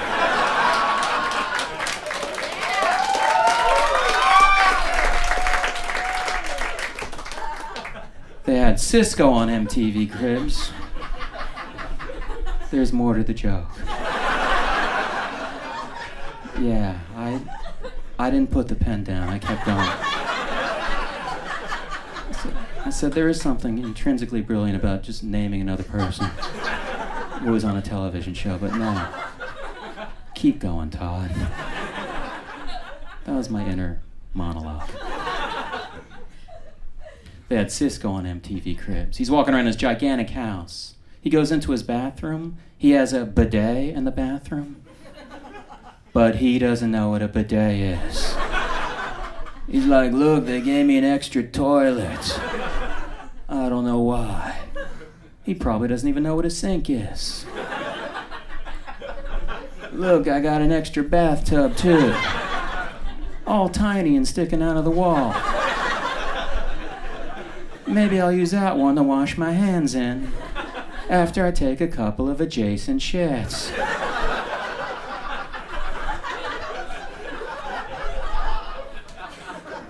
Now you're going, Todd. If he didn't know what a bidet was, you think he's throwing out the word adjacent?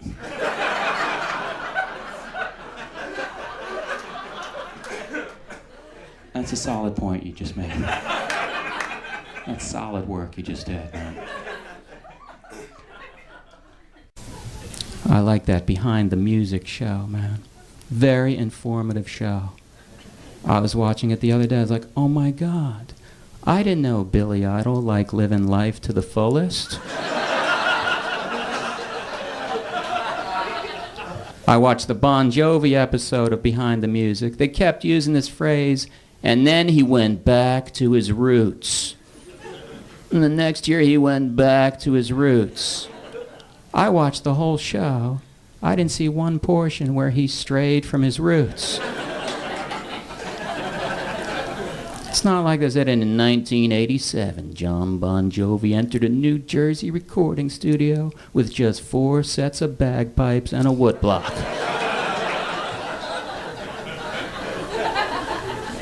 I was reading an article in the New York Post. The headline was Class Act. And it was about the Beastie Boys and how they once had the song where they said, I hate faggots. And then they apologized for it.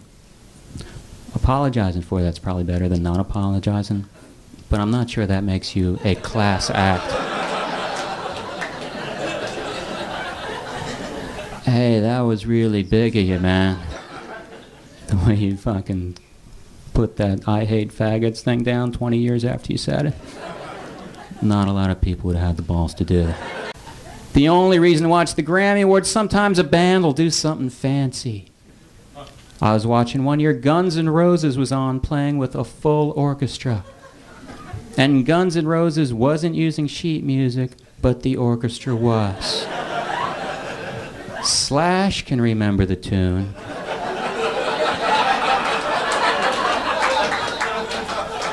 But the first chair viola player for the London Philharmonic, he's having a bit of trouble. It's like, whoa, A, woo, tough.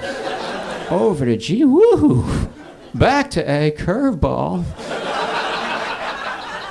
My 60 years of training did not prepare me for that.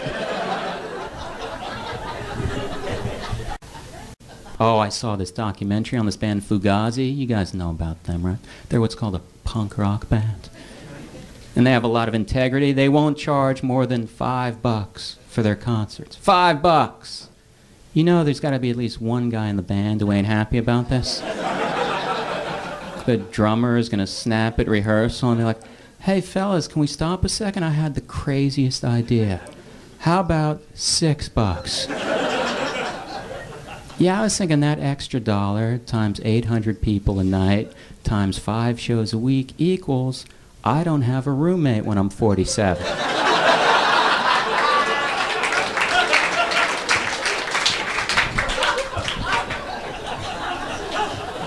That's what I was thinking. There hasn't been a fucking bogus reunion by any band, is there? The Eagles, the last one I remember. Every time a band reunites, they always interview them. They're like, oh, you know, we had some problems, you know. One of us, you know, just decided to pick up the phone and we called each other and then just decided to knock some shit around, you know. Just casually knock some tunes around. Oh, yeah, when are you going to be knocking some tunes around next? August 14th at Giant Stadium. $600 a ticket. Oh, so it's like a casual little hootenanny type of thing. Yeah. Just gonna knock some stuff around. Then leave in 9 separate limousines. The big thing in music now in record stores are these boxed sets. All the albums by one artist in a box. There's our guy standing there going, God, I've never owned anything by the Oak Ridge Boys. I think it's time I owned everything by the Oak Ridge Boys. Let me see that. Whoa! That is heavy. 27 compact discs. Hey, it's only $5,000. Includes a hip-hop remix of Elvira. Giddy uppa. Giddy on uppa. Giddy the motherfuck uppa. You guys watch that Queer Eye show, huh? My favorite guy on that show, the grooming guy.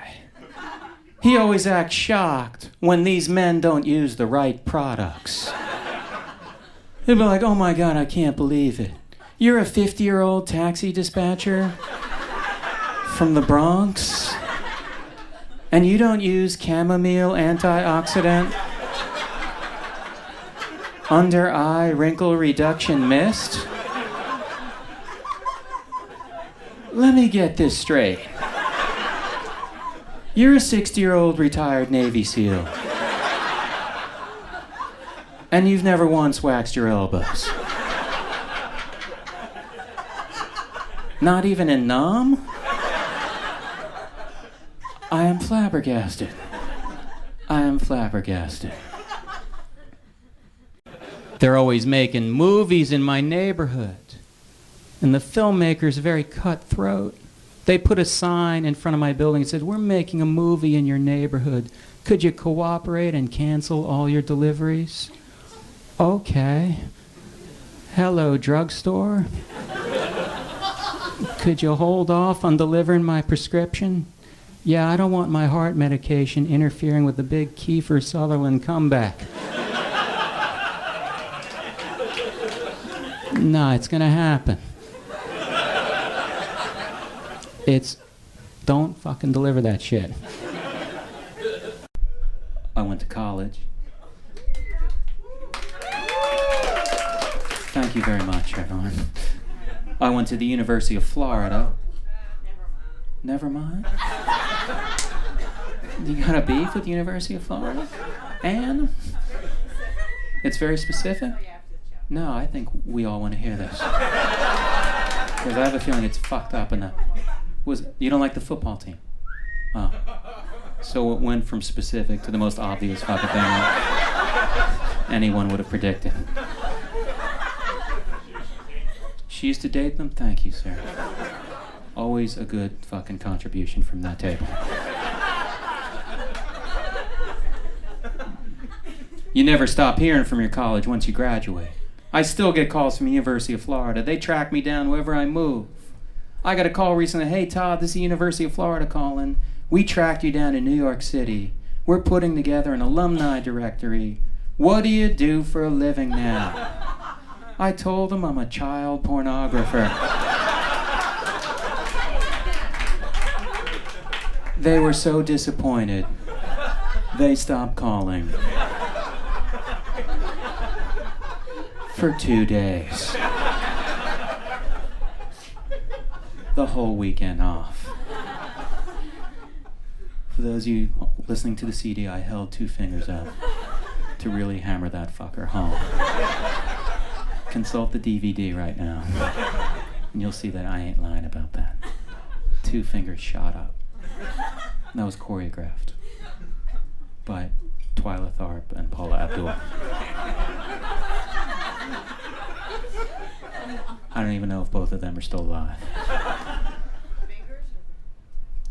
Anne, seriously. Seriously. You've been a really great presence here. I'm sure I'll see you again.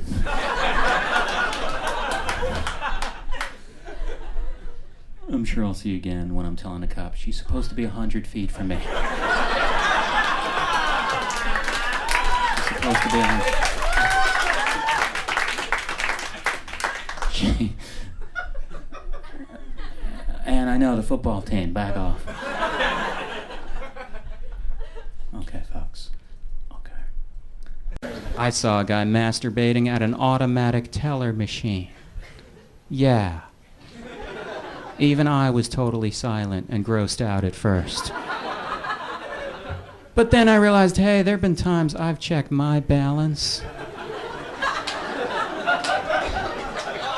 And I find, wow, I got a little more money than I thought. And you want to celebrate. But you just got to count to 10, take a few deep breaths, and then move that little party to a different location. You've got to be strong and resist the temptation of those nasty, slutty bank machines. I saw some guys go crazy with the masturbation. I was reading an article on this thing, autoerotic asphyxiation.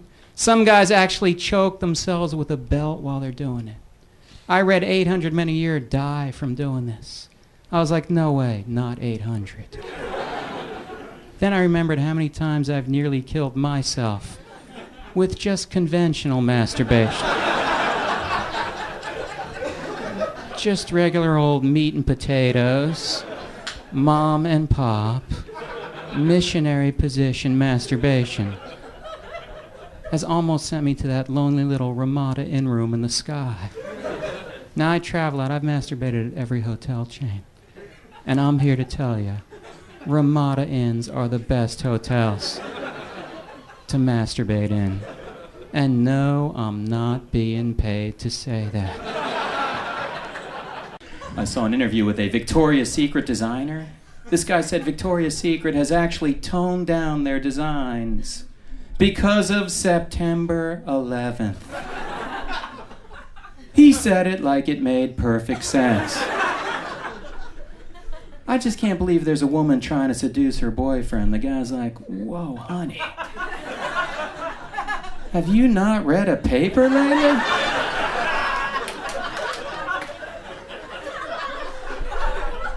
Why don't you go in the next room, tone it down, come back here and we will have anal sex. For America. Anal sex, the only truly all-American form of sex. Invented in Youngstown, Ohio. 1913. Go there, check out the monument. But do not swim in the reflecting pool. Prostitution should be legalized. Am I right, fellas? Prostitutes advertise in the yellow pages. They do. Look in the yellow pages. You see ads for escort services, massage parlors, and they have slogans just like any other business. I saw one that said, "We give the best service, no hidden charges."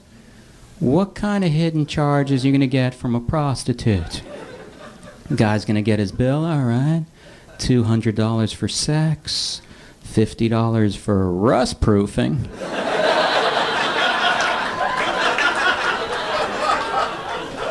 Hey, sunshine, can you come here a second?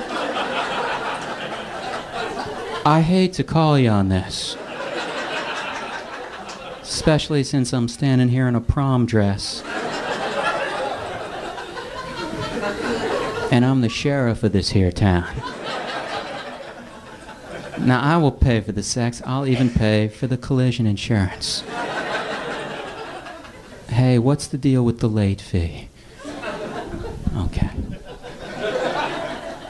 I'm gonna have to resign to the fact that the late fee thing will never get a laugh. I had sex recently, took out the box of condoms. She takes the box from my hand, looks at it and goes, "Hey, Todd, good choice." Good choice. Now, I didn't expect her to be a virgin, but this is no time to show brand loyalty. I was waiting for her to break into a testimonial or something. Todd, sit down. Let me tell you a little bit about the condom you selected. Todd, this is a Trojan lubricator with the reservoir tip. I think it's the best condom made, Todd, and I should know. And what is the deal with the reservoir tip, huh? Reservoir. Isn't that a little grandiose term for a quarter-inch plastic bubble? It's like, oh, honey, I hope it doesn't break. I don't want to contaminate the groundwater.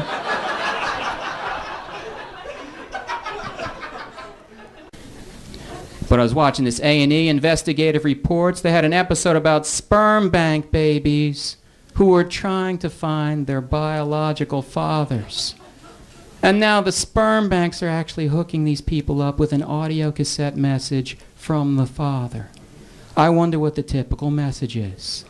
"Hi, Tommy, this is your dad. Stop looking for me. I never wanted a family. I wanted $50. I'd love to keep on a chit-chatting, but I still have about another 1,000 cassettes to make.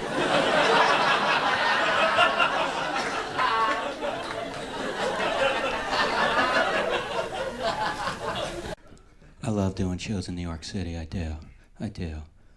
I did one recently. There was a woman sitting in the front row with a T-shirt that said, "I heart Roe versus Wade."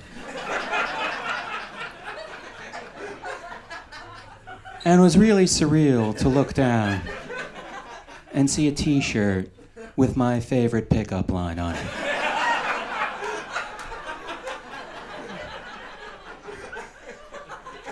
It blew my mind. I was dating a woman for a while. We had our first little sex talk. She actually said this to me. She goes, "Todd, I've had anal sex before, but don't ask me who it was with."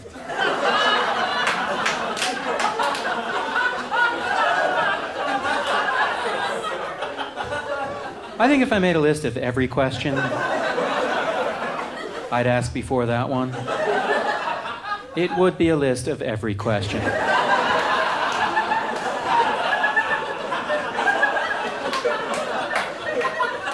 Including who shot JR, where's the beef, and why would you think I'd want to know that? Okay, maybe not where's the beef, because she might answer that one.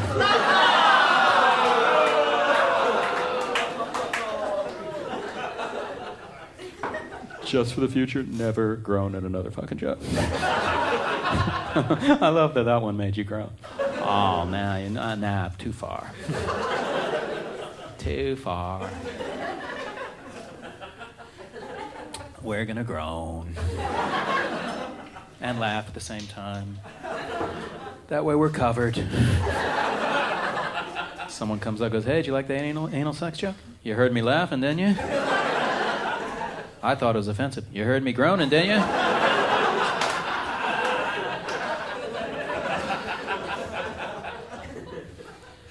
You ever have sex with someone you don't know that well? They're going to spend the night. They ask if you'll set an alarm. It's like, "Hey, can you set an alarm? I got to wake up for work." "I could, but that alarm's going to wake me up also."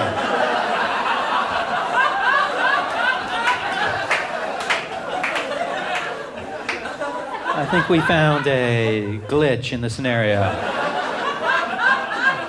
So that they don't sell an alarm that will only wake you up. No, not even a sharper image. Can you just call in sick? I really had my heart set on a nice, awkward breakfast.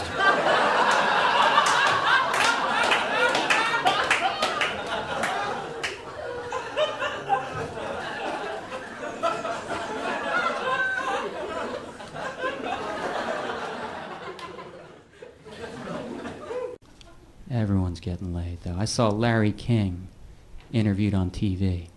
And he's like 65 years old. He's had like 11 wives. He's like, "Hey, would I be boasting if I said I didn't need Viagra?" I don't know, boasting. I might call it lying. And why would you even think about boasting about a medication that you don't need? "Hey, Larry, what are you doing tomorrow? You got any free time?" "Of course I do. It's not like I'm on chemotherapy or anything."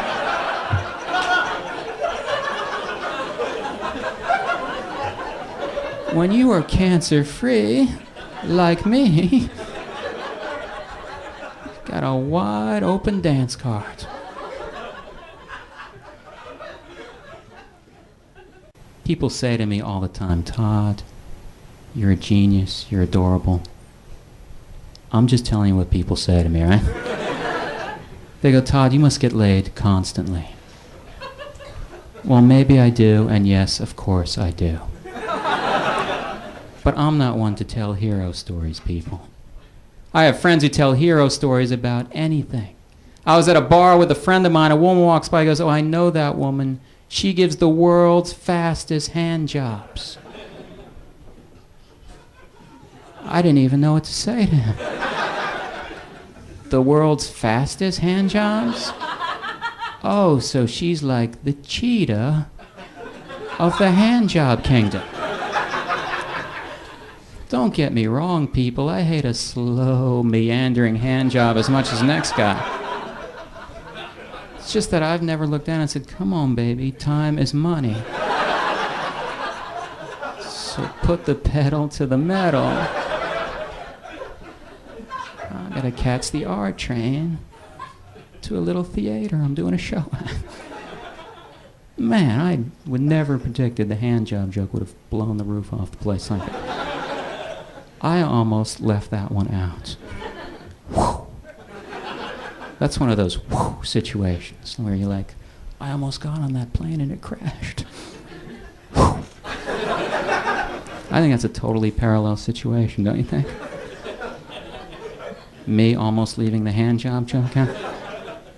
Did you guys applaud if you enjoyed that handjob joke?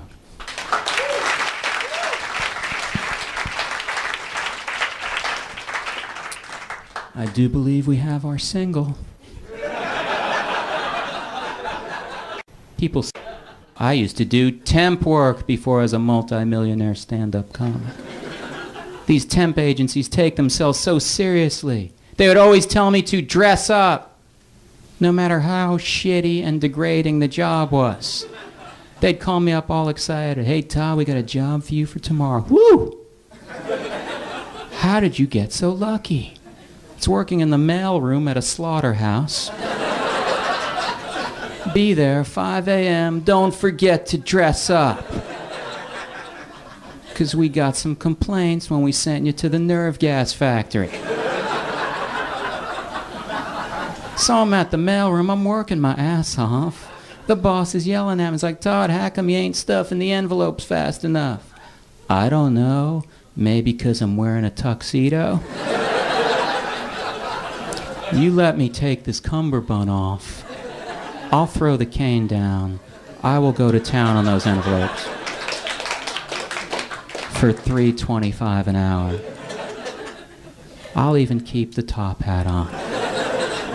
Unless you'd like to wear it.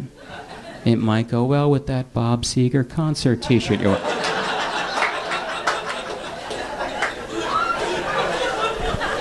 Sir. Oh my God. Oh my God. Man, people ask me all the time, Todd, when you go on the road, do you hit on the waitstaff? People, I am a professional. And I have a policy.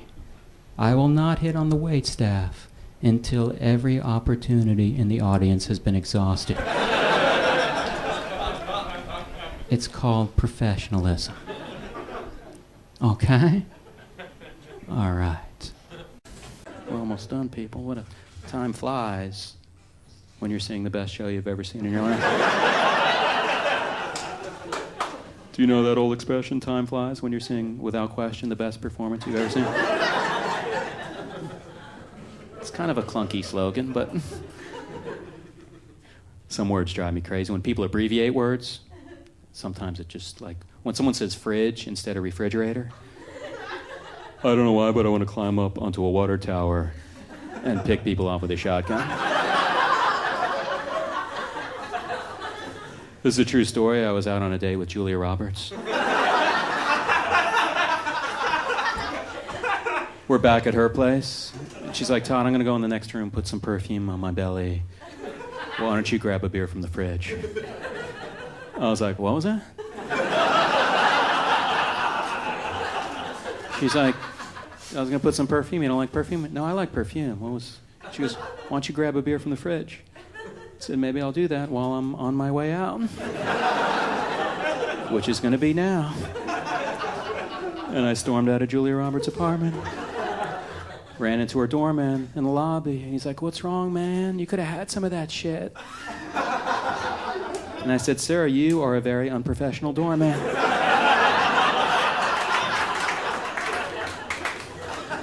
What do you mean I could have had some of that shit? You're disgusting. And then I went back up. Come to think of it, he's right.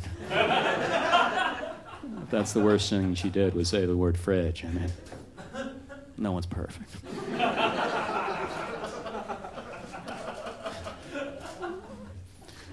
What's the paper for, sir? You want my fucking autograph or something? What's it for? It's just weird. You got one little piece.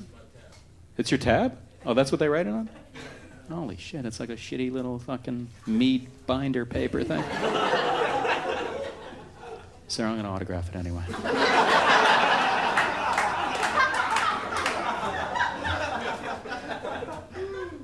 It's my tab. Don't ever talk to me that way again.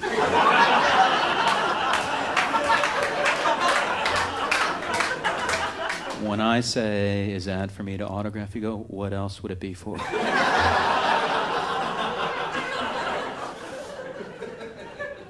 The best, this is my final joke, just, in case you want to act like it's better than it is when I'm done with it.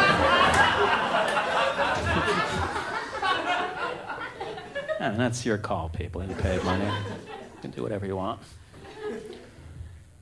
See a lot of celebrities in New York, though.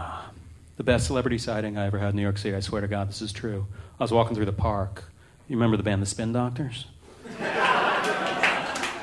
I saw the bass player from the Spin Doctors sitting on a park bench alone, reading Bass Player magazine.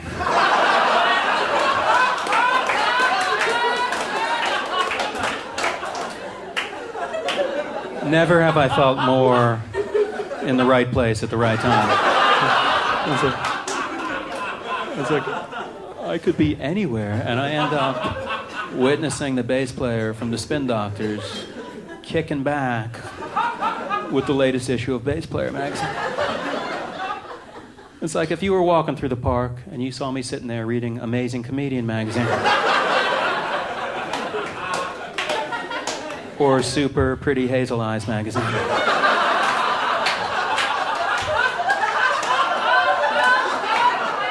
Thanks a lot, everyone. See you later.